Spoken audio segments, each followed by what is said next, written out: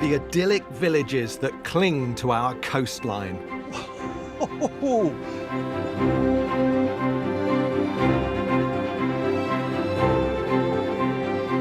Known for their beauty and serenity. Wow, look at this, just incredible.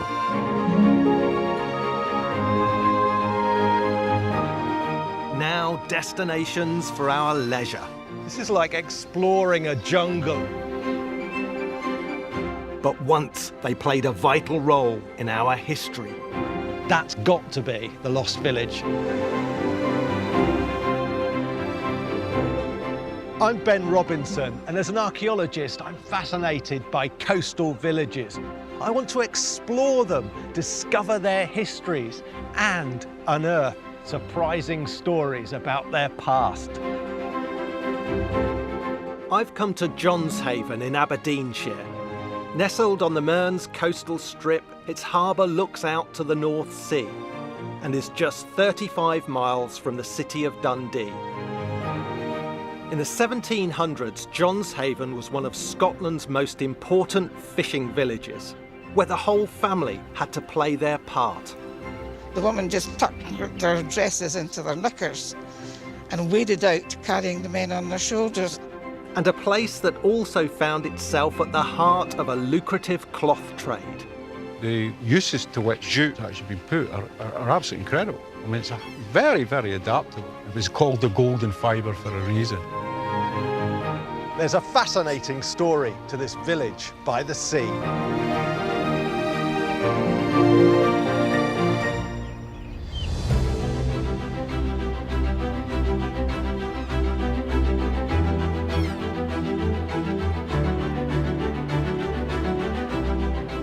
Johnshaven is in many ways the classic Scottish fishing village. It's unassuming. Many of the buildings here are built purely for function to support the industries that took place here.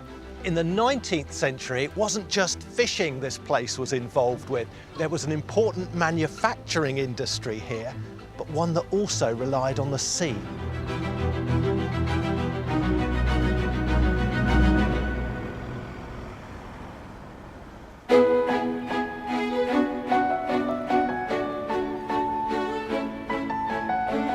Clinging to a steep hillside, Johnshaven tumbles down to the shoreline.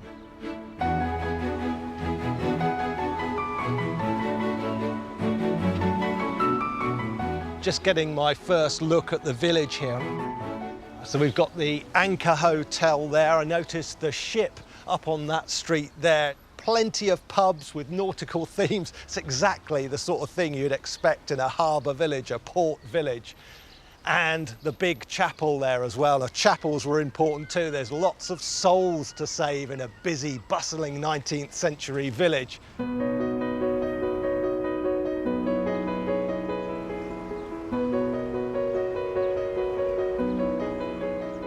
Well, down here at the harbour, it's obvious that this has been a fishing village for some time. I can see these small cottages here, built for fishing families. They're just single story in height, really compact little cottages.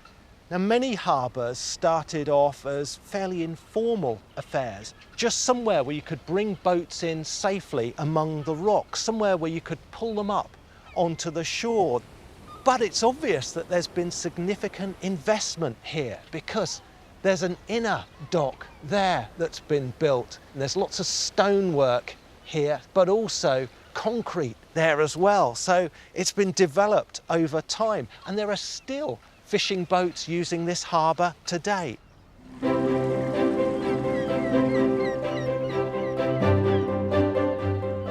The McBays have been fishing the North Sea here for over 2 centuries. Eva and his daughter Lauren now run the family business.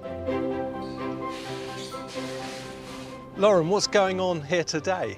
So we're packing for export here today. They've got some lobsters going away to France. It's primarily lobster and brown crab, so that's our main export stuff. And how long have the family been here? 1790, always fishing. 1790, that's a fair old length of time.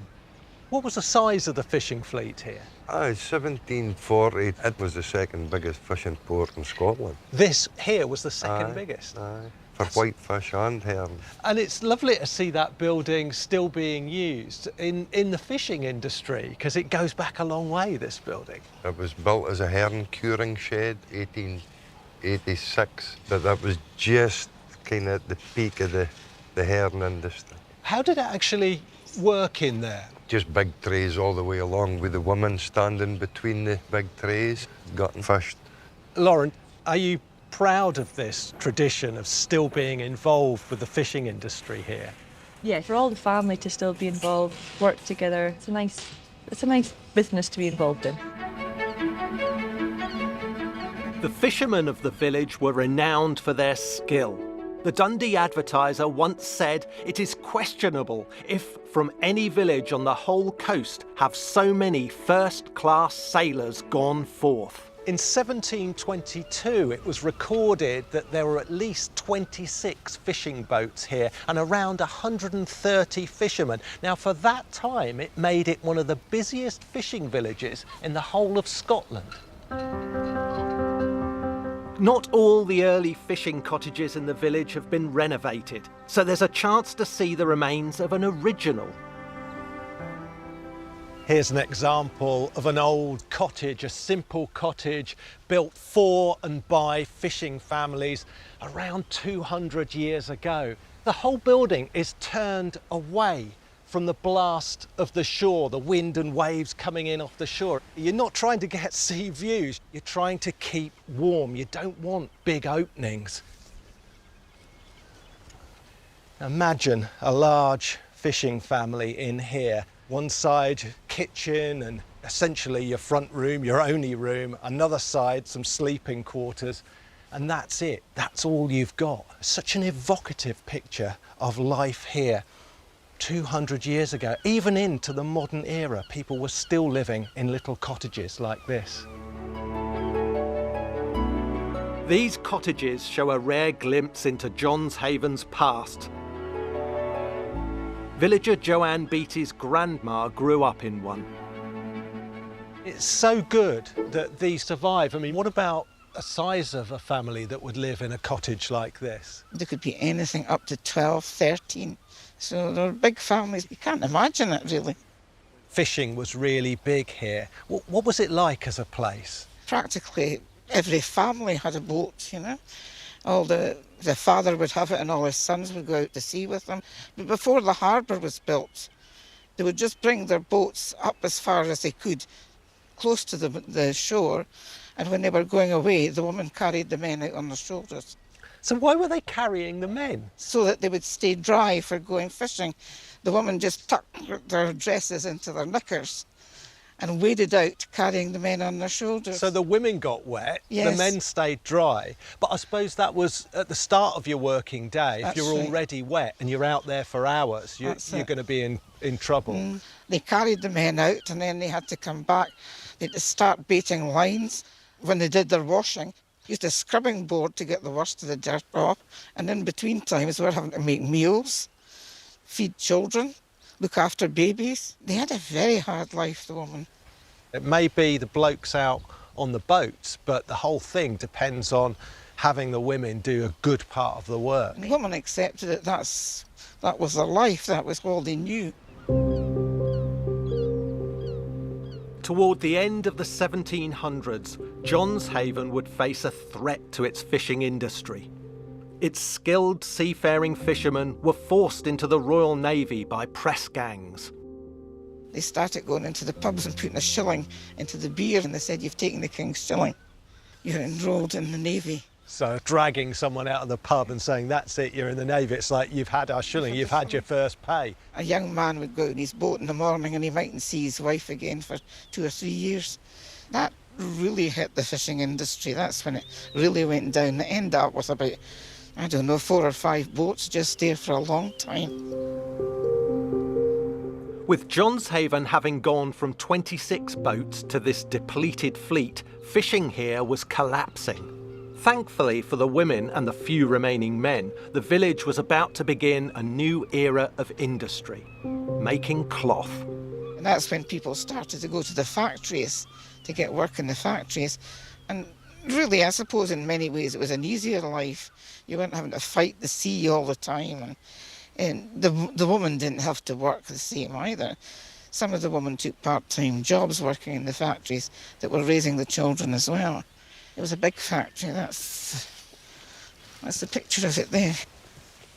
That is very large, and certainly on a very different scale to the small cottages that we've seen elsewhere in the village. Well, the reason it was like that was they made sailcloth, so they had big rafters up at the top here with the sailcloth hanging over. So that's why they needed such a tall building for doing that. Yeah. There's a few houses and then there was the factory. So the factory was on this side of the street? Yes. Records show that a sailcloth factory was trading in Johnshaven by the 1790s. Its success led to the construction of several more as the industry thrived, and in 1836, one of the biggest yet, the West Mill, was established. Just looking for traces of this West Mill. I know there's been a little bit of redevelopment in this area, but I've got an Ordnance Survey map here to help me, and it says hand loom weaving factory. And I'm definitely on this street, and I'm definitely looking at some of the buildings that were here. So I think we're heading in that direction.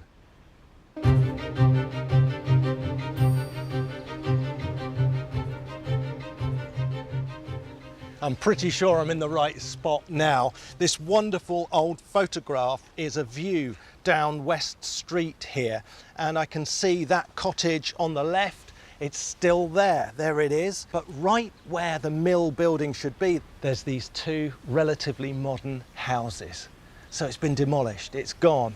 But just behind me here, I've noticed this ornate stone pillar. It looks like a gate pier, an entrance perhaps to a yard, and that's what I saw on the early Ordnance Survey map, a yard heading off in that direction. So you've got the main range of the factory going in that direction, but another building, part of the complex here.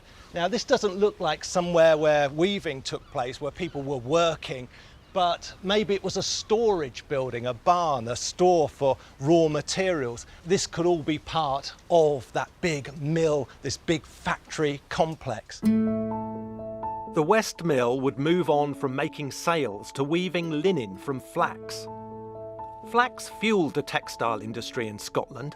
Over 11 million yards of linen was shipped overseas in 1821 alone.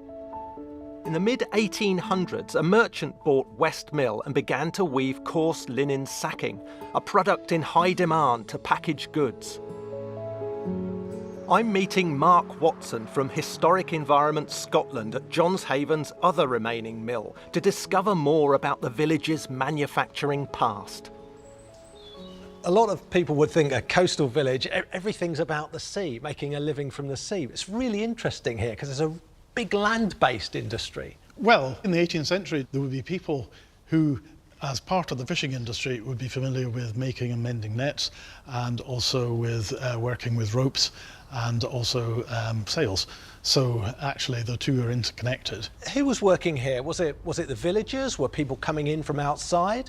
They were people largely in the community already, and the workforce was primarily female in the spinning mill, and the men who were known as the kettle boilers because they'd just stay at home and boil the kettle while the women went out to work.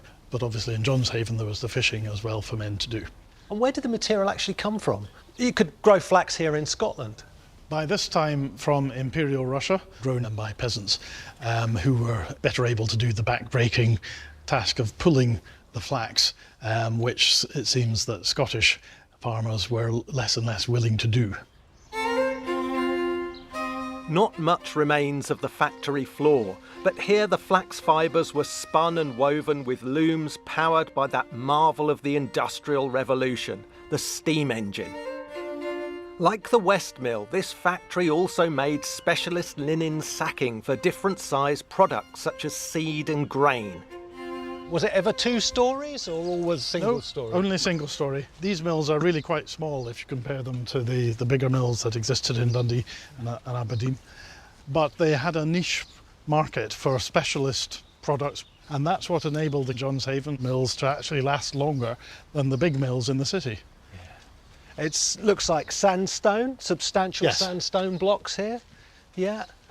Even though the building is just a shell, you can get some idea of what was in here and how it all worked. Yes, we can still learn from what's surviving in the walls. So we can see the outline of the two long roofs, which were supported by columns which ran down the middle of the mill. And according to the photograph, a tall chimney connected to boilers there. In spinning flax, and especially in weaving it, there was a necessity to inject into the room humid air, so it'd be quite damp, quite hot, quite unpleasant. That's why a lot of the workers are barefoot, because they might slip on the floors otherwise. So not a great working environment then. No, but arguably better than on a fishing boat or in a coal mine. The cloth trade boomed in Johnshaven. In the mid-1800s, it was said you could hear the click of the shuttle in nearly every home. In the mid-19th century, the village was expanding and it was about to get another boost. Now, this land was owned by the local lairds, a family called Scott. Hercules Scott inherited the estate from his father in 1859, and a few years later he took the site of an earlier house And decided to build a brand new mansion. He was keen to develop the industries in Johnshaven.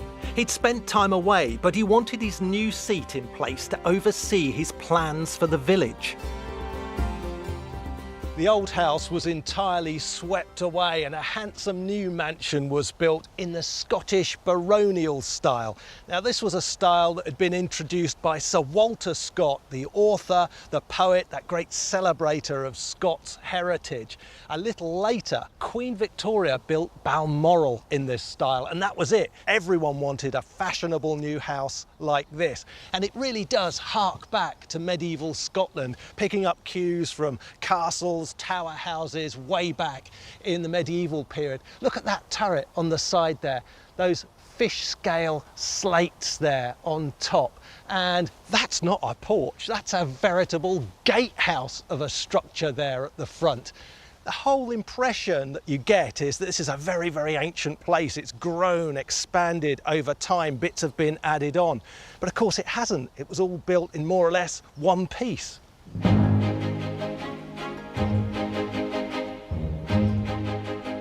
The mansion is now a school, and headmaster Richard Toley has researched Hercules Scott and the impact he had on Johnshaven.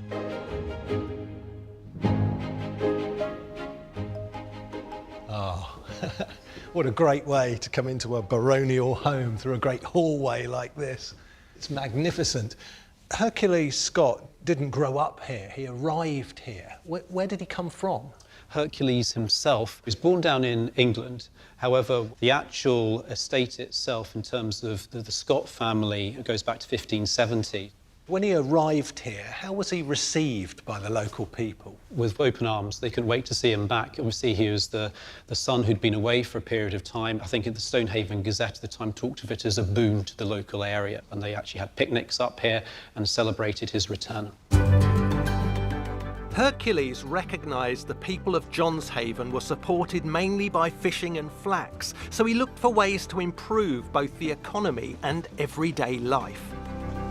A prosperous village would allow him to increase rents and take a share of any trading profits. Richard, we've got a fantastic view out over the sea, out over the village.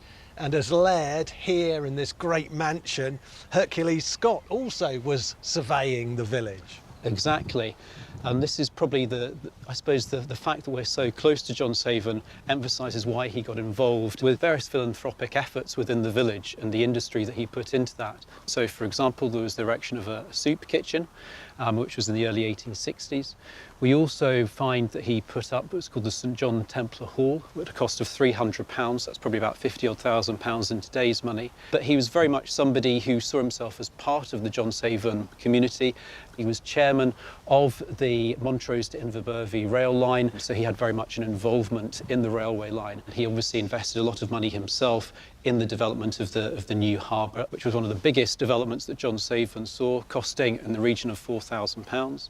As a result of this philanthropy, we find that Hercules himself is actually allowed to stop the horn of the flax mill because of the amount that he's done for the community. So he's the only person in the area who can actually ask the hooter to stop. If he's got some sort of function on or guests or whatever. Well, it scared his horses. So that's the reason why. I'm getting a real sense of someone, I mean, embedded in the community here. He's going to make it succeed, invest, trade, commerce. That's the way to do it. He was a forward-thinking Victorian, I think, is the best way of describing him. Yeah.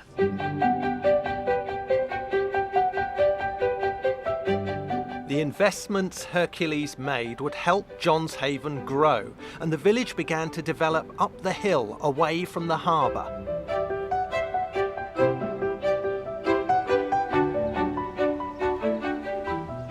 There's a series of streets that run along the contours of this steep hill and then step down towards the harbour. And I've noticed some really quite large houses. There's a schoolhouse there as well, and those tend to be late 19th century, Victorian in date, and some of the houses up here are later on in the history of the village. But there's a ruin here that's caught my eye. It doesn't seem to fit in among the houses of the late 1800s building boom. This is an intriguing structure. Just getting a look at it, it's big. That's the thing about it, very, very big, and on 2 levels, up here on the street, but it drops down a level there, it's on a bank. And when I'm looking at circular structures like this, I think, are we looking at the base of a massive chimney? Another circular structure you might have is a dovecot. Dove meat, pigeon meat and pigeon eggs were very, very important resource.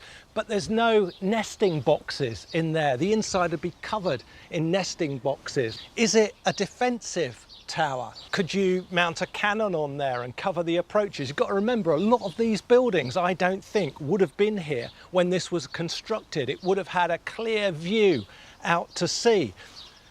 Even the earliest maps don't have a clue what this structure is. It's not labelled.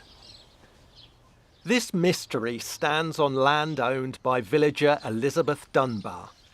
You must get this all the time. People stopping and saying, "What's that?" All the time. Well, as far as I know, it was a keep, twice the size of that, and they burnt a fire on it. I just go with stories that I hear. I like the one about it being no signal. I really do. But I like the idea it could have been the Romans as well. Yeah. Well, hear me out with this one. The thing that strikes me about this village is you've got springs, you've got wells, but there's no big stream coming through, so you can't use water power. So if you were going to try and use any kind of power for grinding anything, corn, animal meal, you'd need a windmill. But I wonder if someone's tried to build a windmill here. Could be. You never know. The only thing I like about it is in my garden. It stands out. Yeah, it's so unusual.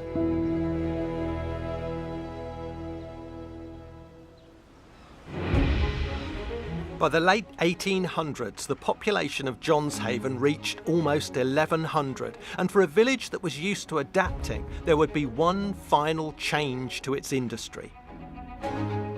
The nearby city of Dundee had started to use an alternative to flax from Southeast Asia, jute. Jute is a flowering plant that grows up to 4 metres tall. Once processed, it provides strong, easy-to-use fibres. Dr. Tony Cox has researched how this material was used in Scotland. In the 1880s, 1890s, you see jute basically developing in Dundee and then starting to spread out, incrementally, and you start to see the jute industry starting to actually have an impact. And of course, it comes to Johnshaven. I guess once you've got the know-how, how to spin, how to weave, you can turn relatively easily from one material to another. Why turn to jute? Mainly because of price. When jute first starts coming in, there's about a 2-to-1 differential in terms of price. But by the 1860s, it's a 3-to-1 differential. So jute is cheaper Yeah, but the major problem with jute was its coarseness. One of the earliest mills in Dundee, they actually apply whale oil to it. And the whale oil basically achieves this breakthrough in the ability to actually soften the material. With that discovery, the jute industry in this part of Scotland went from strength to strength. In fact, Dundee would become known worldwide as Jutopolis. Here in Johnshaven, they took a small share of the market. So are they making the same sort of thing that you'd make from the flax, linen-like material? By the end of the 19th century, the uses to which jute's actually been put are absolutely incredible. I mean, it's very, very adaptable. But the fundamental basis of the trade still remained the gunny sack. And of course, that becomes famous during periods of war as sandbags. The market for jute in the early 20th century was just, it was going crazy. It was called the golden fibre for a reason. In the late 1800s, the east of Scotland started to process so much jute that a direct trade route was established to bring in the raw material from Calcutta. Up to 90 ships were dedicated to this route, and they sailed right past Johnshaven to the bigger harbour at Dundee. Trading by sea was a hazardous business, and lots of ships were lost, sadly, in sight of their destination, in sight of safety. There's an account here from 1891 concerning a ship called the Balmoral. It had foundered on rocks out there, 1.5 miles east of Johnshaven, and broke to pieces. And it had a cargo of 16,000 bales of jute. This jute was scattered all over the shoreline. This valuable cargo was out there on the rocks. Now it says here they're paying the fishermen of Johnshaven 10 shillings per tonne for the jute salvaged from among the rocks. It says hundreds of men, women and children have commenced operations. So they're out there, the entire village, trying to salvage this jute. It just shows how valuable these cargoes were and what lengths people would go to try and salvage something from the wreckage.